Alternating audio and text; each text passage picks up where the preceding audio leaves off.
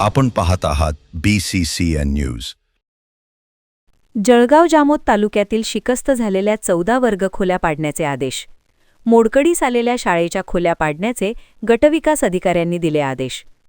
जळगाव जामोद पंचायत समिती अंतर्गत जिल्हा परिषदेच्या शिकस्त व मोडकळीस आलेल्या वर्ग खोल्या पाडण्यासाठी दिलेल्या अधिकारानुसार तालुक्यातील 14 खोल्या पाडण्यासाठी गटविकास अधिकारी संदीप मोरे यांनी मंजुरी आदेश निर्गमित केला आहे.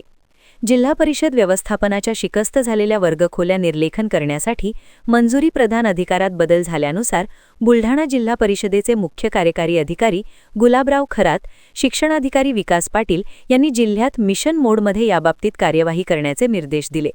वरिष्ठांच्या संमतीनुसार गटविकास अधिकारी संदीप मोरे, गटशिक्षणाधिकारी श्रीकांत जोशी यांनी तालुक्यातील मुख्याध्यापकांची सभा घेऊन तालुक्यात ज्या वर्गखोल्यांचा घसारा मूल्य 50,000च्या आत निघत आहे अशा वर्गखोल्याचे निर्लेखनचे प्रस्ताव तातडीने सादर करण्याचे निर्देश दिले होते.